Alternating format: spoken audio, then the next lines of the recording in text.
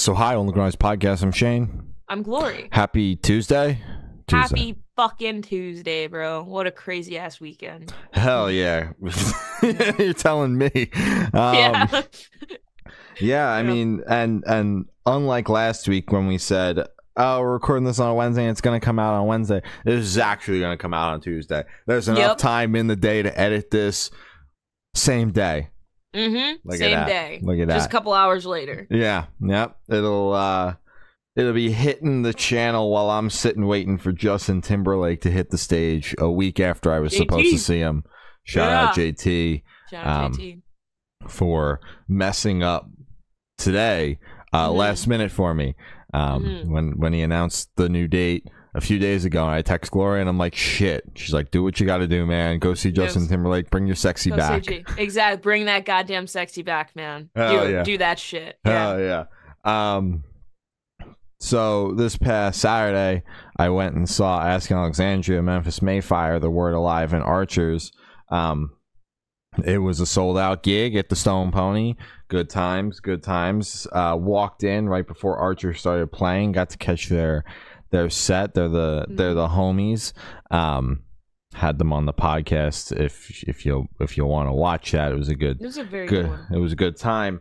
Got to chat with Grayson, one of the members that we spoke to in that interview after the show for a little bit. So that was cool. Also got to meet Ben, who we didn't have on the show, but he was at the merch table towards the end of my conversation with Grayson. So yeah, they put on a good show. Super stoked to see them on a tour like that. First full US for them. So what a hell of a first full US tour, because they've been grinding for a while, doing all sorts of touring, lots of headlines, things like that. So very cool to see. And then The Word Alive was next. Was glad to finally see them. I've only missed them 9 times so far, and finally got to see them. So they put on a good show. Played a bunch of tracks off the new record and a couple older songs. It was a nice balance. So they ripped. And then Memphis Mayfire came out and wiped the floor with everyone. They're just such a good live band. Maddie goddamn Mullins. Shout out Maddie goddamn Mullins. So fucking good. They played for like 45 minutes and they just go up there and they just rip it. There is no slowing down. There is no pausing. There's nothing. They just go up there, they rip it for 45 minutes, and then they walk off the stage and they just wipe the floor with everybody, including the headliner this time around. They upstaged the headliner. Let's talk about sure. Yeah, Ask Alexandria, a little bit past their prime. So they were playing old songs on this tour, and which should be good, right? Yes, that's like a good thing. Oh, you would think in theory, except Danny hates their old music. Oh shit, yeah, because you were saying a lot of people have been saying he's been like half-assing it, right? Yeah, so oh shit, they have a second vocalist on the stage, who's also playing Ben's parts, because Ben is no longer touring with the band, Ben Bruce. So they've got the second guitarist on the stage, and they kind of stick him in the corner, and they had started bringing him on tour like over the past year or so, even when Ben was still in the band, and he was still playing guitar and also still helping Danny with vocals. And at first I was like, oh, this is good. This is good for the band. And I saw it live and it was just terrible. No, and that's no offense to the guy that was carrying these heavy songs, Paul. Shout out Paul. Shout out Paul. Yeah, for carrying these songs. What was annoying is Danny walking back and forth on the stupid risers in the front of the stage, and not even trying to make it look like he was lip syncing, just had the mic to his mouth and was mouthing some words into the mic, like speaking. Like there would be a scream where obviously you have to open your mouth, and he had his mouth open about as wide as I have it right now to speak. He's just that talented. Oh yeah, he doesn't even have to like project that much. And the crazy thing is they played a couple of songs off the new record, and granted, the new record is not earth-shatteringly heavy by any stretch of the word, but it's the heaviest thing that they've done post Danny return. You know, and they even split the crowd for Bad Blood. Shit. Which is crazy. Yeah, which is how you know it's gonna get heavy and crazy. And Danny had no problem with that. Danny was also a lot more into those songs. So you know, he's been saying for pretty much the entire tour that he's been sick, and, you know, bear with him and this, that, and the other thing. And I know he's canceled a couple of his whiskey tastings or tequila tastings, whatever alcohol brand he has. I know that he's canceled a couple of those, so I'm not saying that that he's not dealing with a sickness or whatever, but it was the contrast and energy levels that made it. He's not just sick and can't hit those notes. It's quite literally the fact that he doesn't want to be playing these songs. He just doesn't want to be there. But they know that at this point, the only way to get people in the room is by saying we're going to play heavy songs, old shit. Heavy shit. But I almost would have rathered them play the exact same set list that I saw them play, you know, obviously with a few more songs when they opened for A Day to Remember, which was the first and only time I'd seen them before this, because they played all new shit. And granted, I try to find enjoyment in their new shit. I like some of their older new shit, and by new shit, I'm just saying anything post Danny coming in, so self-titled and newer, because Danny left for one record, The Black, fantastic, but fantastic record, great record. Yes, record. They repressed it for Record Store Day, so I will be getting in line for that. But dope. Okay.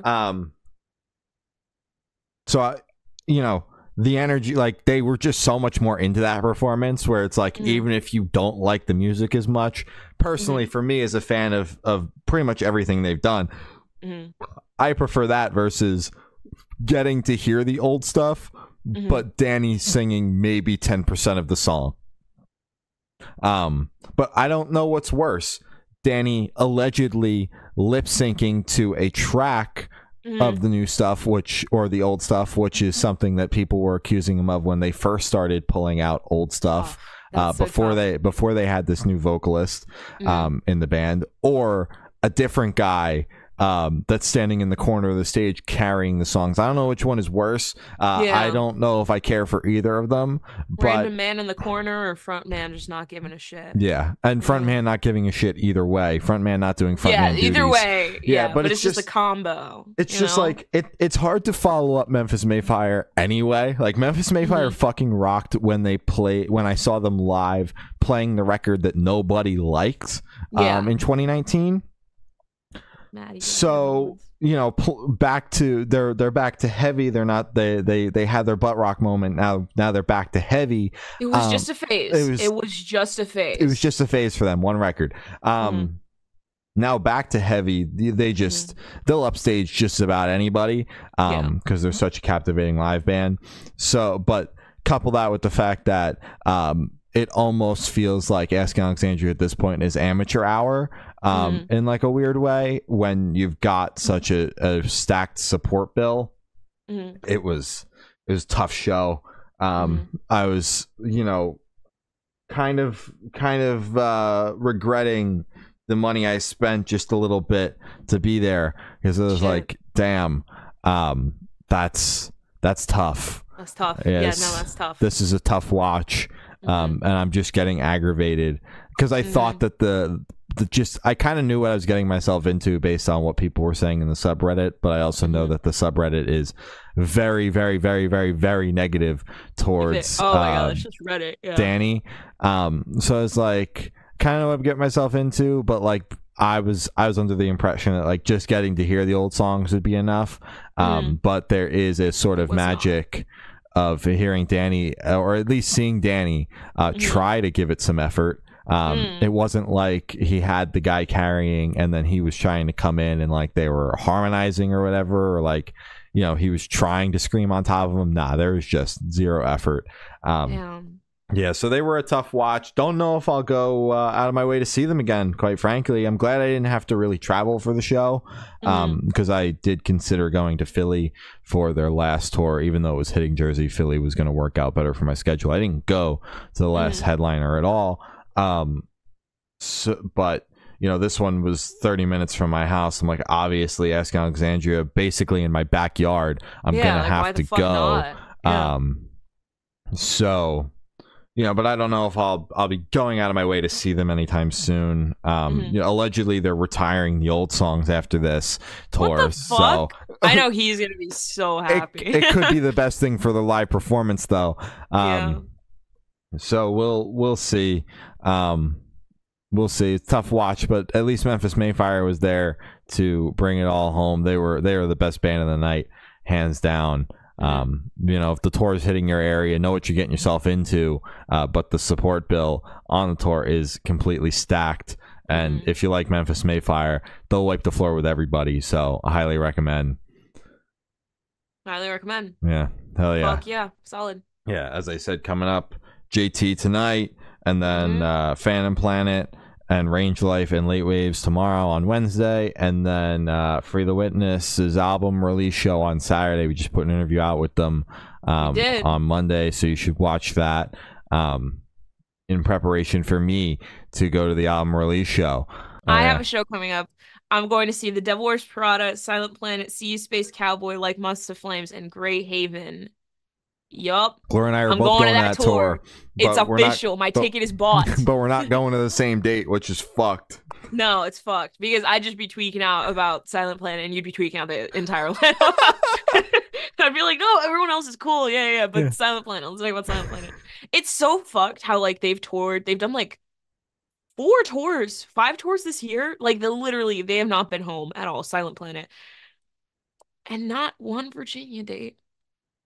Not a single one. Like it's so confusing. Tragic. I have to go out of state. I have to go out of state for this. Yeah. Garrett, I've deserved some form of compensation. Like money. I'll take money.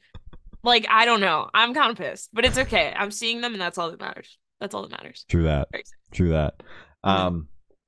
But we do have music to talk about now as well. Got some albums, you know, some singles, you know, the vibes at this point. Kicking it off here with Real Friends. They dropped their new album, Blue Hour.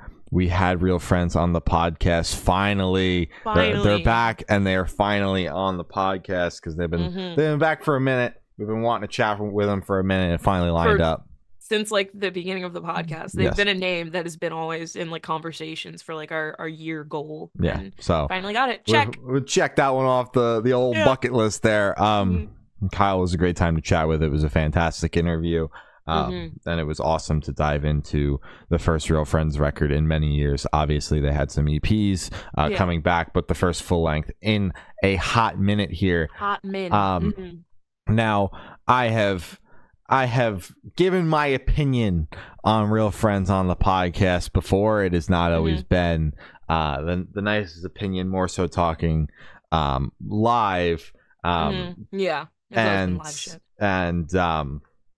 You know, I've laid that all to the side going into this because I heard the singles off this record, you know, in preparation for the interview, and I was like, I think I like Real Friends. Oh, guys, I'm becoming a fan.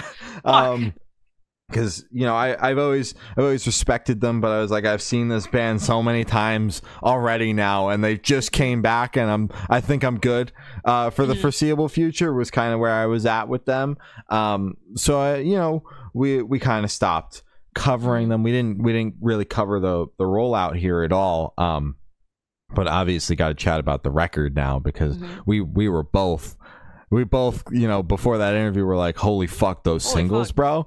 I've been missing out. Like, I felt like I just took your word for, you know, the live shit. And I was like, okay, you know, maybe if they fall into my lap, I'll listen to it. But then the fucking album, holy shit. Yeah. Blew me away. Yeah. But even off the live shit, conversation. Like we covered their stuff, you know, the previous new releases, and we were like, these are good, but nothing had like totally blown us away to the point where I was like, I'm buckled the fuck in on the Real Friends train now. And all it took was the singles off this record for me to feel that this is commit. Yes, with all of that being said, to summarize it in one sentence, and to agree with what Kyle said in the interview, this is hands down the best Real Friends record, without a doubt. I'll confidently say that. This record is so strong front to back, and I love every single second of it. 100%. Damn, every single second. Yeah. That's like, oh my god, it feels like we've like opened up a new chapter. This is insane. Holy fuck. Oh my god. New lore. Shane's a fucking Real Friends fan now. Oh my god. No, I really enjoyed this record. I've said it before and I'll say it again. Just in general with music, it's harder for me to get into an artist or like be able to fully appreciate them with singles or with EPs even. It's just, I feel like I need to sit down and listen to an artist for like 25 to 40 minutes to actually be able to process it. I don't know. Maybe I need to fix that. That's something for me in the future. So actually being able to sit down and listen to this album a couple times. I think I listened to it like 3 or 4 times, just to solidify my thoughts. Holy fuck. I feel like I've been missing out for a minute, and I feel like I need to dive into their discography now. It, you know, itches that part of my brain where it's that kind of like the vocals where it's very emotional, but it's still very high energy at points. The flow of the album is very up and down in my opinion, but it's not as jagged as you would think it would be, because it does feel like the songs are kind of switching off. Well, there are points where they're switching off where it goes from, you know, softer, but just, you know, not as high energy to super high energy, fucking running around, all that shit. The vocals are fucking insane. This type of vocal, I don't know how the hell you would classify it. I know it's like a subgenre or whatever, but this type of vocal is like one of my favorites that we've discovered just on the podcast, because it has such a nostalgic feel to it. It's not, it is not like fucking bedroom emo, but that type of like emotion, raw emotion that you could hear at some points in the album. I fuck with it heavy. I like this record a lot. A lot of my favorites are the singles, but again, I'm pretty sure it's just because it's that familiarity that I have with it already. But damn, Our Love was like a sad song. That shit feels like something I would have listened to on repeat in like 2020. Like it has that vibe of just like, I'm gonna stream the fuck out of this and not listen to anything else for like a month probably. That they put something special in that song. I also really liked Waiting Room, which was another single, I'm pretty sure. Never Has Become Always was really good, and This Year's Out to Get Me was really good. And then the fucking closer. I really enjoyed the closer a lot, because it felt like a closer. Album's incredible, really enjoyed it, and I really feel like I've been missing out now. It's like, fuck, my third fucking Real Friends eye has been opened. It's incredible. I love it. I love it so much. Yeah. This it's, as I said, front to back, hands down, fucking incredible. I know you mentioned the track listing and the flow. There are definitely a fair few slower tracks on the record, but you know, with the emotion that you get throughout the entire record, and the vocal delivery and all that, it fits. Like I'm always someone that's like, oh man, come on, you serious here? But I also know what I'm getting myself into when I turn on a pop punk record. Like, you know, and I can complain about it as much as I want, but if the band flows it the right way, which in this case I think they did, it does not annoy me or upset me as much as if you stick the slow song smack dab in the middle and then pretend like it didn't even happen. Stan Atlantic.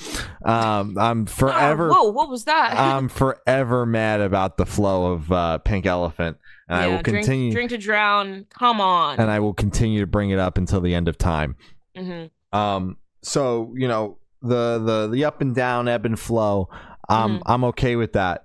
And as I said, I know what I'm getting myself into when I turn on a pop punk record, and when I turn on a Real Friends album. I've heard plenty of Real Friends going into this where I knew where this was heading.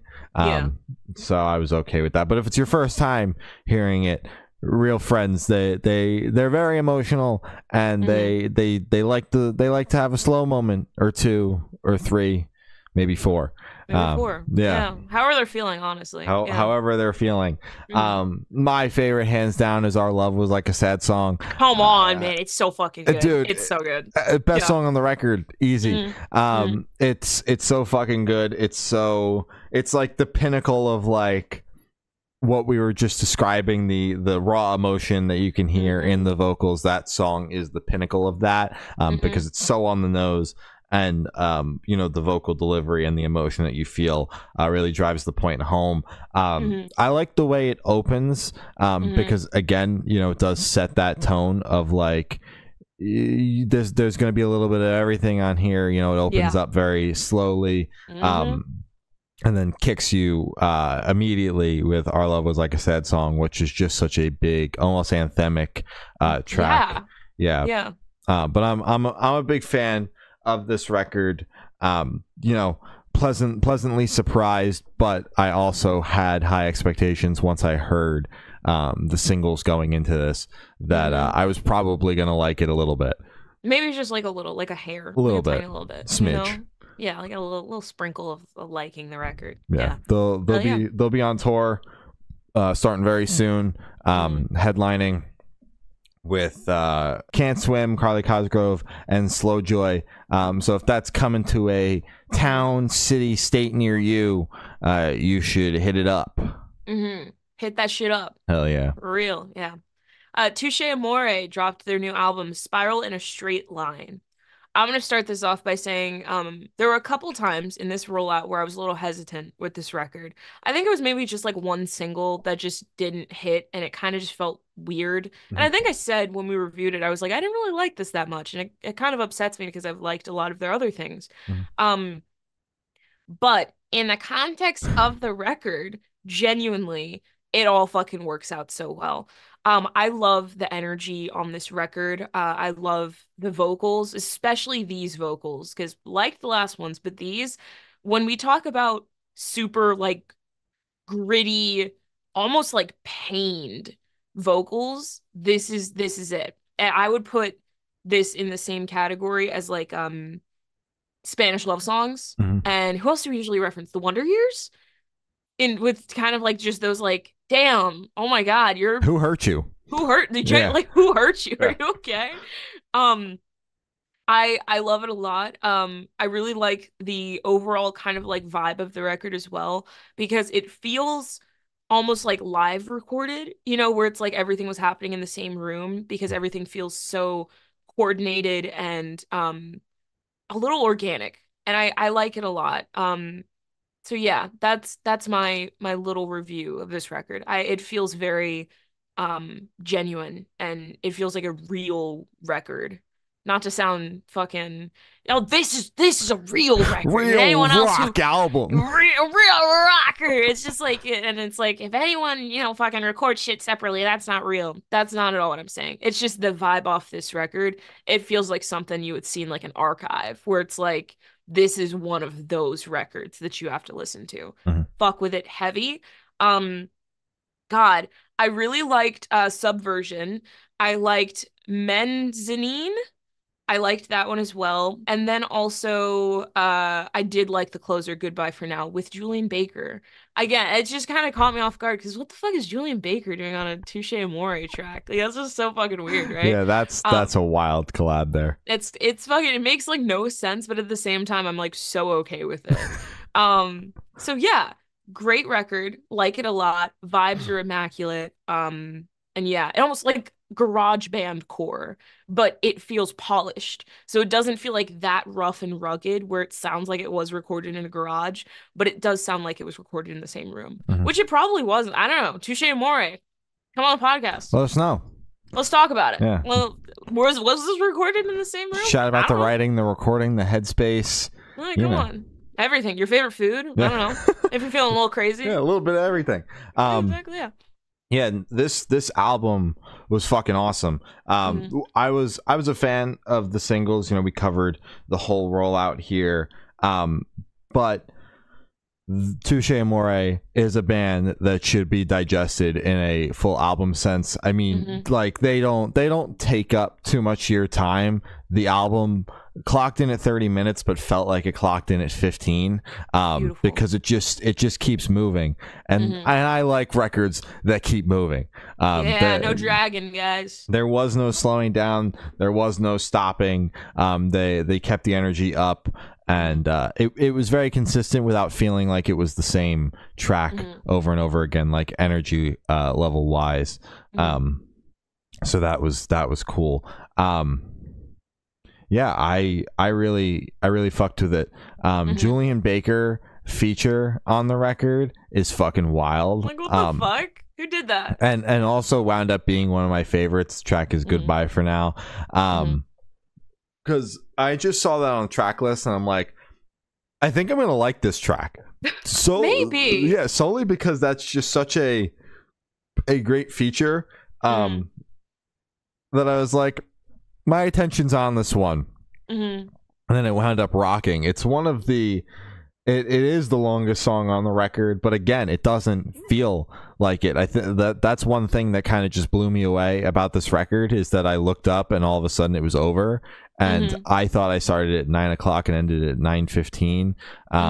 But it turns out that I clearly had to have started it before that, because the record is 30 minutes long, not 15 minutes long. That doesn't add up unless the record was going at 2 times speed, and I know it wasn't. Yeah, maybe they like hacked your computer and they're like, check this out. Yeah, you got to see this book. Yeah. I like Hal Ashby. I mentioned that when we talked about the singles as well. And I like the finalists as well. So yeah, overall, pretty fucking solid record. Highly recommend. And I'm glad that, you know, we turned the page here, because I remember us both being confused by the last Touché Amoré record.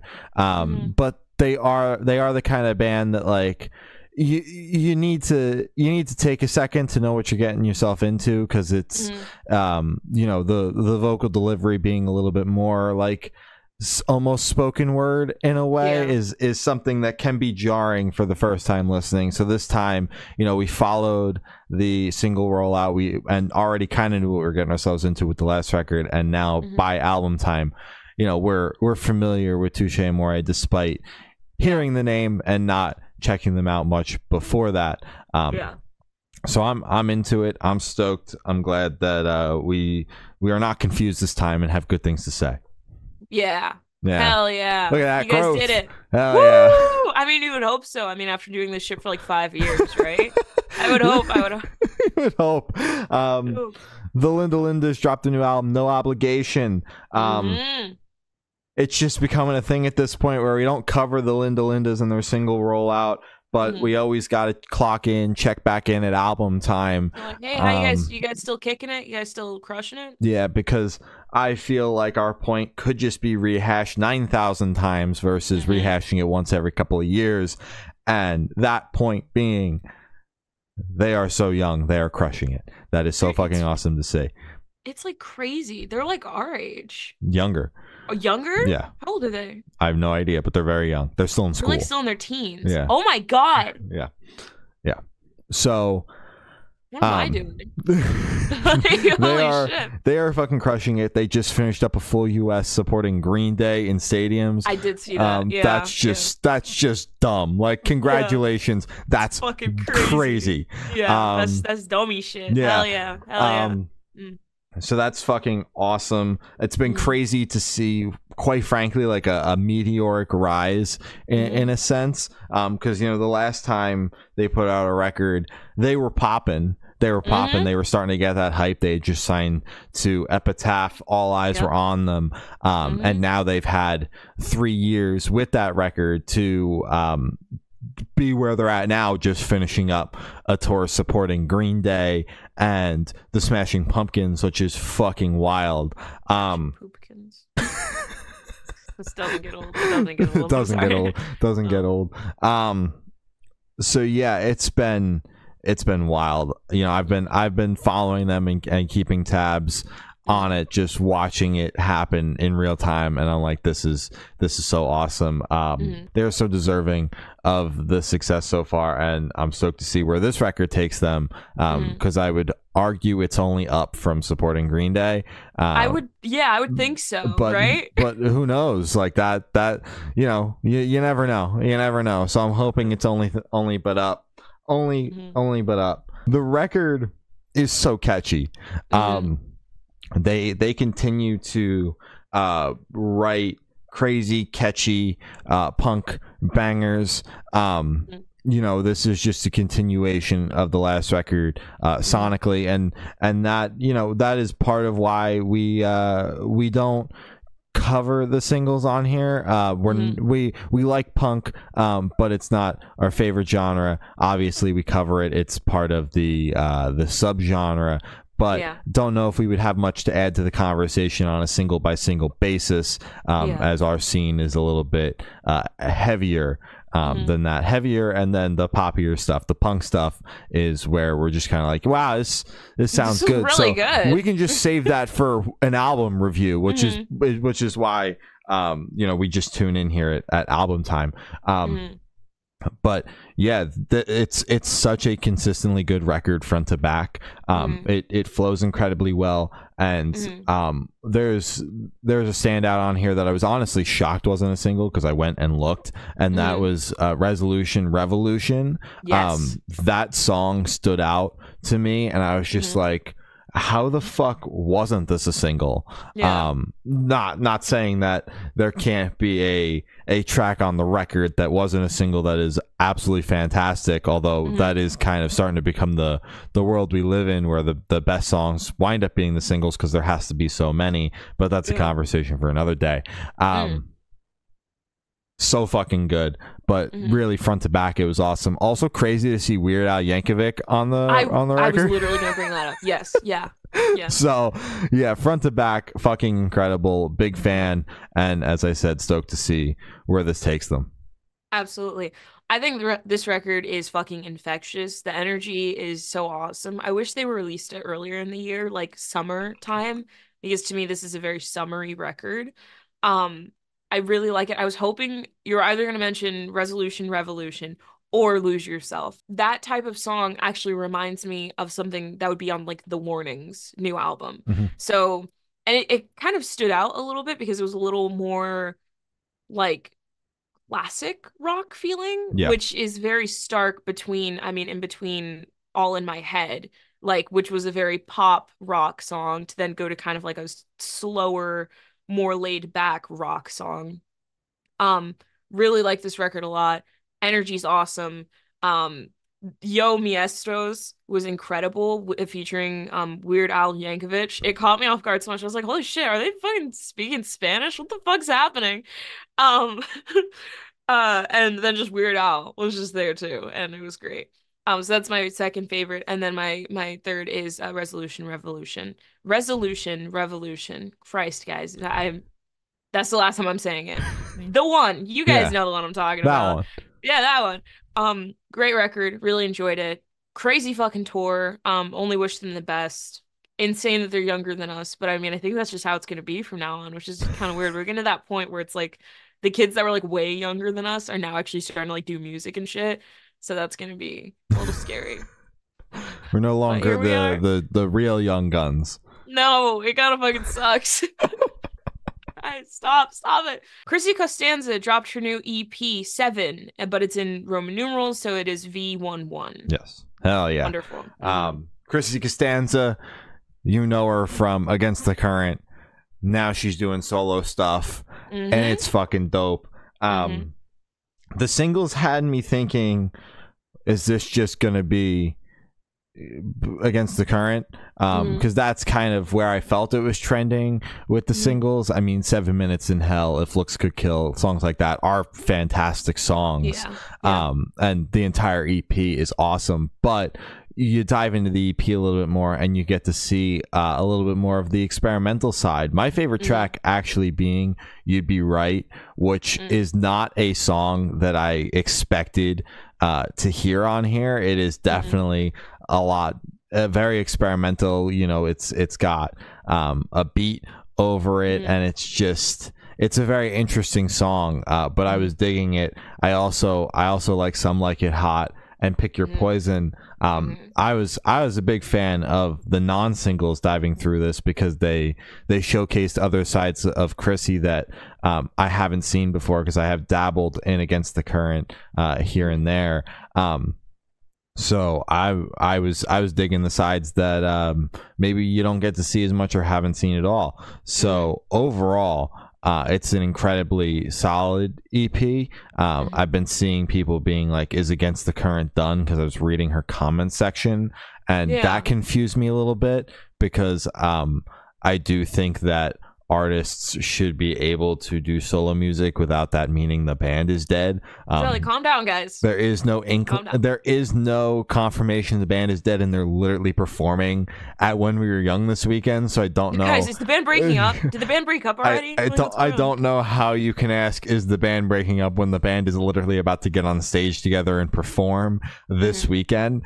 Those things could not be mutually exclusive. The band breaking up and also then performing this weekend, just because she's now touring on her solo music again, does not mean the band is broken up. No, it means the band is gone and forgotten. I mean, they don't even exist anymore. Hayley Williams was supposed to tour on her stuff. Granted, it didn't happen because of COVID, but that don't mean that Paramore broke up. No, Paramore has been dead for years.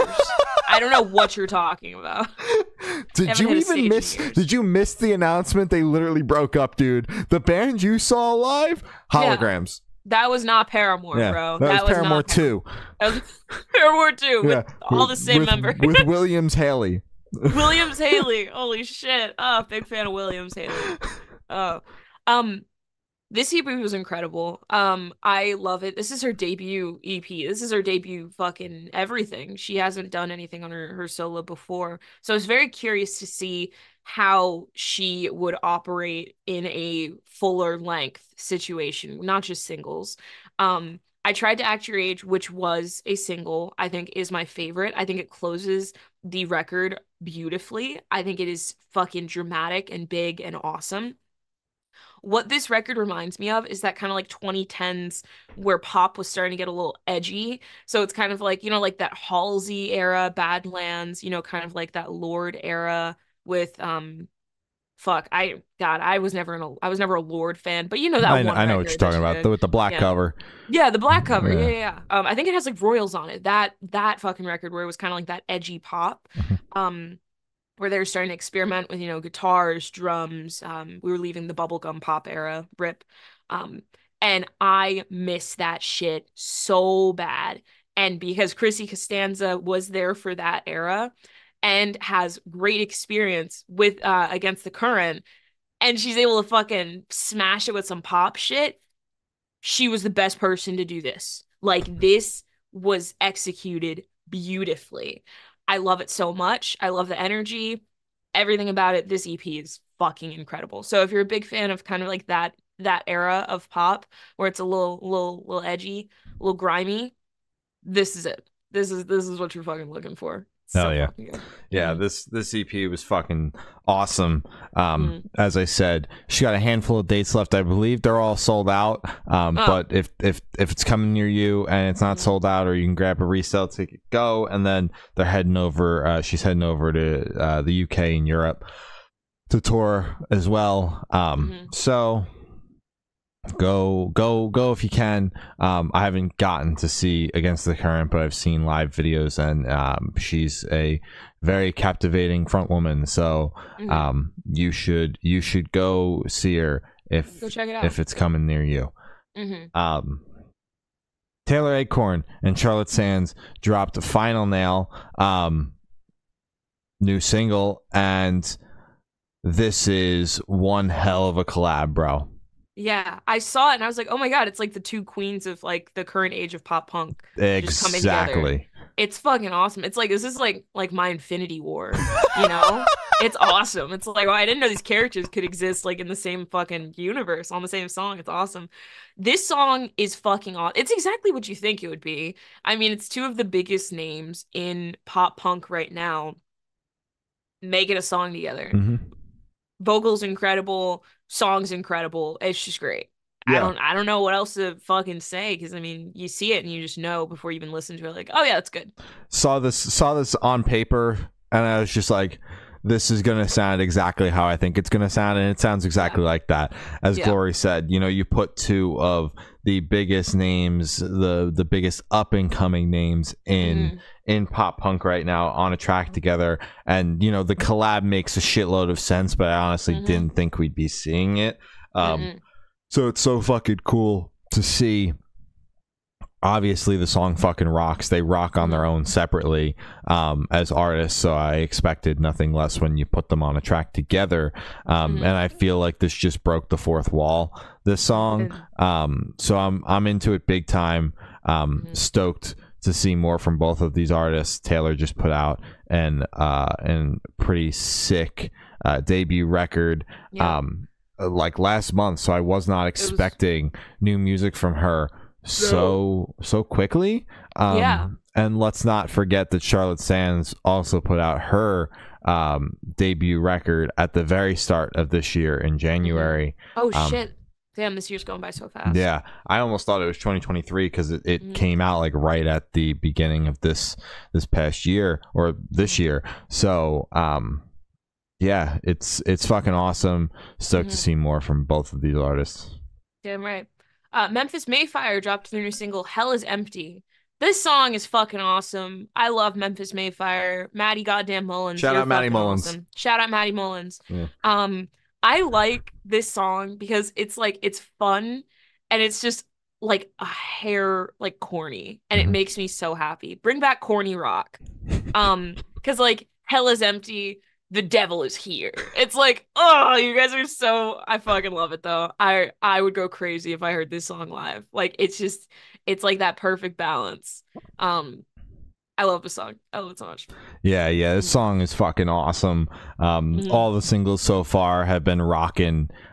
Need an album announcement like 4 days ago. Yeah, like, what's going on? Are you guys okay? Yeah. They get lost like in the drafts or something? Like what's going on?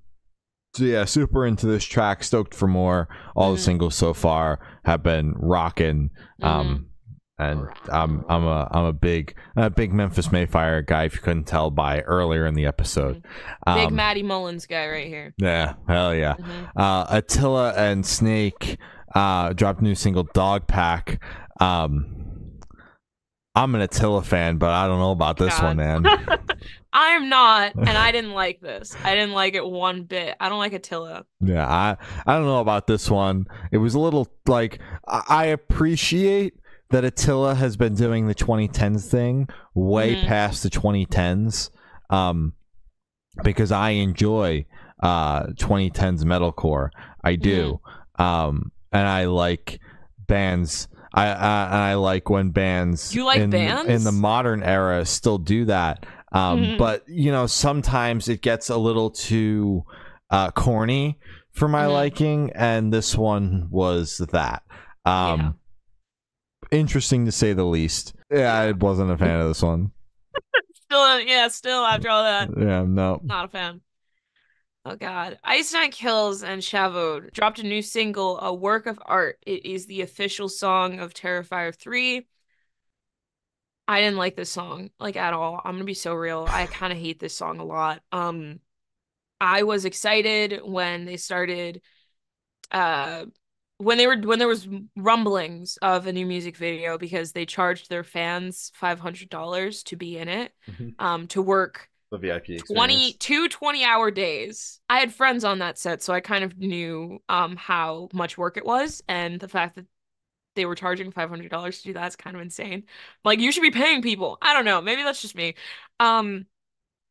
This song is I understand why a lot of the people on like the metalcore fucking Reddit don't like Einstein Kills now. It's like I was able to hear why they're like they're fucking corny. This song is so fucking corny. The art of dying makes me want to live or brings me to life. Whatever the fuck he said. Dumb as fuck. Already done that before. Does no one remember the knife in you brings out the life in me from fucking their Scream song? I forget, like Your Number's Up. Mm-hmm. So it's like it felt like it's been done before by them. So it's just kind of like a like you could the lyrics to me were just kind of just bland, but then again, I'm not a big Terrifier fan. But then to counter that, it's like I'm not a big fan of like I'm not a diehard fan of horror. So a lot of their like I've never seen Hostel, so but I love Worst Vacation. Mm-hmm. I've never seen any of the Saw movies, but I love The Jig Is Up. So even then, you don't have to be like a diehard fan to enjoy a song. Mm-hmm. It felt very mainstream. It felt very radio hit the core. And usually I'm a fan of that. But with Ink, it's just kind of fucking weird. It's just like, aren't you guys like meant to be like kind of like weird? I don't know, like whatever. Really liked the breakdown. Like really liked the heavy bits. I would love to see them go even heavier, but Mm-hmm. I know they're not going to be able to do that because now they've entered the mainstream. So now they're going to have to kind of teeter in kind of the middle area. I'm just kind of pissed. It pissed me off. I Yeah, didn't like it. well, I like the song, so I know you fuck did. you. I know you didn't. I could see on your face when I said I didn't like it. You were fucking gobsmacked. Yeah, It was crazy. yeah, Yeah. like you don't have ears or something over there. It's just so well. You no, you like ink, so I can't even. Yeah, I Ugh, do. just wasn't good. I've been an ink enjoyer longer than you've been me. alive, man. Yeah. Okay. Yeah. 2-year-old you was fucking rocking that shit. Oh my god. Yeah, I enjoyed the song. I'm not a horror fan at all. Quite frankly, I'm scared of horror. I hate anything to do with being scared. So I like Ice Nine Kills because the songs are catchy. I don't know anything about anything of what they're saying.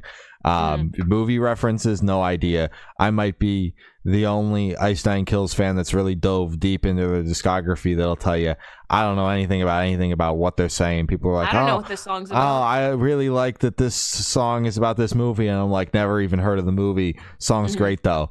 Good job though. Yeah, great song. Yeah, I was a fan of this track. It's super heavy and the chorus is very big and kind of feels a little Black Veil Brides inspired with Maybe that's it. the way that it's delivered. Especially like the very beginning of each chorus, and just that vocal delivery, and also kind of the way the chorus is written feels Black Veil Brides inspired. And I like Black Veil Brides. So yeah, I heard that. I listened to a shitty recording of it, the Octane premiere, because I knew the song was coming, but they did a really shit job of telling people when it was coming out. Yeah, art is coming though. Yeah, and I would always comment under that. I'd be like, "Art is what?" And I'm just like, I don't know when this is coming out. Like I don't even know if they even really announced the fucking date. It just all of a sudden came up, and someone sent me a shitty recording of it.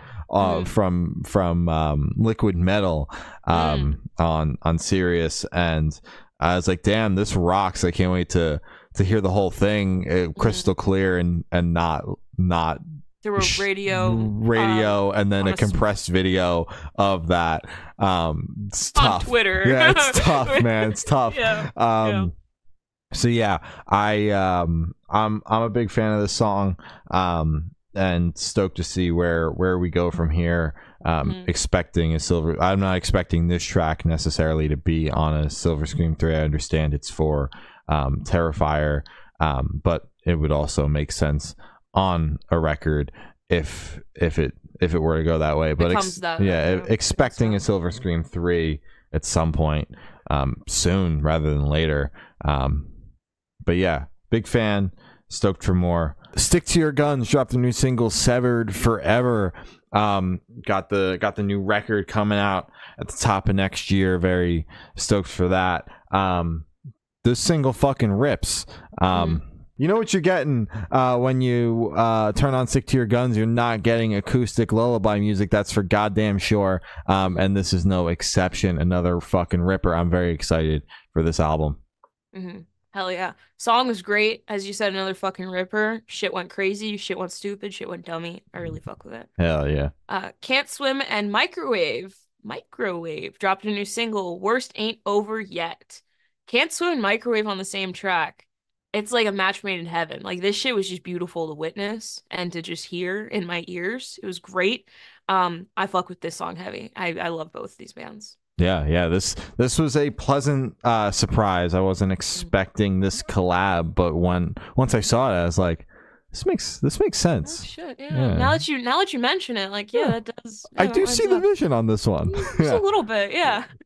Yeah, so it's a rad track. I've been noticing that these Can't Swim singles are stacking, so I'm curious what's next because they just dropped a record like last year. They just dropped it. I mean, hey, we'll take another one. I'm not complaining. And as we mentioned earlier, their direct support on that Real Friends tour. So two birds with one stone. You can see both bands in a city near you. Or not, like if you're like me. Yeah. Yeah. Hands Like Houses and Normandy dropped their new single, Hurts Like Hell. We've been covering every single song that Hands Like Houses put out this year, and I would say this is one of the strongest that we've heard so far. It is for sure incredibly catchy, and the chorus is so strong. I'm a big fan of this track. I just like the vision that they have going for the band right now. I like the direction that they're going. And it seems like they only have fucking bangers stored up. Or maybe they're cranking them out and putting it out as they're actually creating them. I don't know. Guys, maybe you could come on the podcast and tell us what your process is and how long you guys have been working on this and building up a little backlog to put out. Would love that. Just throwing that out there. Just tossing it out there. Great song. Loved it a lot. Scowl dropped a new single, Special. Scowl. It's such a fucking cool name. I always say that. It is such a badass name. I've become more and more of a fan of Scowl. You know, I saw them open for good old Limp Bizkit, and I thought they were cool. Biscuit bumpin', but I wasn't the biggest fan of the studio stuff they had out at the time. But that EP they put out last year really was made me turn my head and be like, wait a minute, what is this band doing? Because they obviously had a bunch of hype and I was paying attention to them, but again, as I said, wasn't a huge fan of what I had heard so far. So that EP made me a fan of the band, and when people talk about them, I'm like, that EP they just put out, fucking sick. And this is an extension of that. It's obviously not an extension of the EP. They signed to a new label, presumably the start of whatever the next thing is going to be, although we have no confirmation of that. New label, new single. You typically don't sign to a label to put out a single and then fuck off. Just to drop like one thing and then kind of like go away forever. So, but sonically, I feel like it's more of an extension of that EP. I'm digging this track, and I'm stoked for whatever's coming next. Hell yeah. Damn right. Completely agree and concur. Cane Hill dropped their new single, Drowning Therapy. Dude, Cane Hill, big fan of this band. This new album rollout has made me really, really stoked on this band. And I do like that, with this single, I've seen all the promo stuff being like, your album of the year drops on November 1st. I love that. Yeah. I am so excited for this record to be out in a few weeks. We're getting close here. It'll be out before you know it. The singles so far have been awesome. They were great when I got to see them live. I am very excited and glad I'm finally on the Cane Hill train, because they're another band that I had heard about for a while. Then they kind of disappeared for good reason that is discussed in a plausible interview that may or may not have happened around the record. Who knows? And now they're finally back. They're cooking again, and I'm so stoked. Damn right. I just realized you were supposed to say that one, and I'm so sorry that I took it from you. It's okay. I'll live. Yeah, I fucking love Cane Hill. The possible interview that may or may not have happened that someone did. I don't know what's up with Wasn't that. us. Maybe just keep an eye out or something. I Yeah. don't know. This song is great. I still haven't seen them yet, so fuck you. I hope to see this band live one day because I really like their music. And yeah, that's it. I really fuck heavy with Cahill. I love them so much. Haven't seen him yet, and fuck you. Fuck you. By the way, side note. But yeah, That's great. Fit for an Autopsy dropped their new single "Lower Purpose." Another record that's going to be out here in a couple of weeks. Very excited about that album as well. It's another, these singles so far have been fucking rippers. All reliable here with Fit for an Autopsy. You know what you're getting once again when you turn them on, and this track is no exception. It fucking rips. Damn right. I completely agree. It's just, you know what you're gonna get. It's gonna fucking kick you in the jaw, maybe dislocate your jaw a little bit, maybe bruise a rib or two. Yeah. And then you're gonna be like, damn, that song was good. Let me listen one more time to that. So yeah, big fan of this band. Enjoy them a lot. Make Them Suffer dropped their new single, Man of God. Man of God. Okay, got it. I see it. Now that I've said it out loud. I get it, guys. Thank you. Thank you so much. Yeah. This track, bro. Fucking rips. I love that it opens with them just screaming metalcore. It's so fucking badass. More of that, guys. Let's spread it to all genres as well. That's so badass. Fuck yeah. Yeah, this track is a fucking banger. Every single song that we've heard off of this Make Them Suffer album coming out again in a few weeks, gonna be heavy hitters here towards the end of the month and into early next month. A lot of potential album of the year competitors coming out here. One band even saying they're gonna be your album of the year in Cane Hill.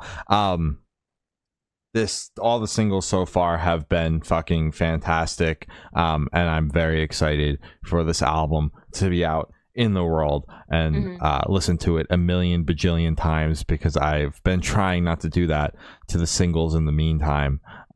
But big fan of this band. Stoked for more. Yeah, big fan of Make Them Suffer, like a lot. I've really grown to thoroughly enjoy their music, especially with the silly little rollout that they're doing. Enjoying it a lot. Liking the songs. Good job, guys. Hell yeah. And for our last topic, Hawk dropped their new single, Justify. About fucking time, because I've only heard Glory talk about Hawk for years now, and she's only texted me 96 times saying they have new stuff coming, and then it's coming, I swear. I swear on my life. She's like, I'm gonna get Ricky on the podcast to talk about new Hawk, and then 6 months go by and there's no Ricky, and there's also no Hawk. So no, there was Ricky twice, but not for Hawk. It was like, so yes, dude, we've already had this conversation. We had Ricky on, but no Hawk yet. So we finally have Hawk, which is exciting because I've been hearing about it so much, and it's finally here. And I enjoyed this song. I think it rips. I'm excited to see what else is to come. I hope it's not one single and they disappear. But we'll see. I thought this track was good. I thought it was really catchy. It's great to see. I will say, this is like a huge step up production wise. Ricky's voice, just the direction of the band in general, compared to their EP. I think it was an EP because I think it was only like 6 tracks. Tolerance is Paradox. Sounds like it's been like fucking like 5 years or some shit. Okay, probably not 5 years. Maybe I'll give it like 3 or 4 since that EP dropped. So you would only hope that they would improve. And I do think that this is like 30 steps up from Tolerance is Paradox, like Clever Motherfucker, like all that, all those songs. It one-ups it immediately. I'm excited to see what else they have going on. So as I said, that's all the topics we have today. You can follow us on Twitter. It's good_noise_cast. Instagram is Good Noise Podcast. Facebook is Good Noise Pod. TikTok is Good Noise Podcast. YouTube, guess what? Good Noise Podcast. Audio streaming services, all of them. Good Noise Podcast. This is wild. Never would have guessed. And Patreon is patreon.com/Good Noise Podcast. Glory's got your Patreon supporters, your Twitch subs, your important plugs, your merch store plug, your Amazon storefront plug, and then we're going to sign off. We should just keep adding plugs to your everything that I to have your to end. say. Yes. Check out our merch. It is goodnoisepodcast.creator-spring.com. Check out our Amazon storefront. It is in the description of wherever you're watching / streaming this. You can check out our entire setup. You could buy it if you want. You could peek at it and go, wow, that's really shitty, and that's why they sound like that. Okay, makes sense. Maybe donate a new fucking mic if you think we sound so shitty. I'm having beef with someone I just made, like an entire scenario that does not. My Blue Yeti mic from when I thought I was going to be a commentator YouTuber is fine. It sounds great. You know how just long it took me to tune cord. this fucking thing so I wasn't blowing everyone out? Yeah, no, it was the first 2 years were difficult. Thank you to our Patreon supporters, Matt from Pulses, Zari, Pop Punk Apologist, David Arrington, Tyson from Heal the Hurt, and Eric. And thank you to our Twitch sub, Matt, again, from Pulses. Thank you, everyone. Thank you, everyone. Appreciate you guys a shit ton. Important plugs: Black Lives Matter, Stop Asian Hate, Free Palestine, ceasefire, vote in the upcoming election. Your vote matters, your vote counts. I don't give a fuck what anyone says. Make sure you're registered to vote. It takes 2 seconds. It's gonna ask for your name, like the fucking city you're in, and then I think like a couple numbers from your social just to make sure you're who you are, just to see. If you're not, you could register, and if you are, make sure to show the fuck up, or vote early, because that's the thing. Voting is open now. So yeah, that's all I got. Hell yeah. Well, I've been Shane. I've been Glory. And we've been the Good Noise Podcast. See you next week live. Bye. Bye.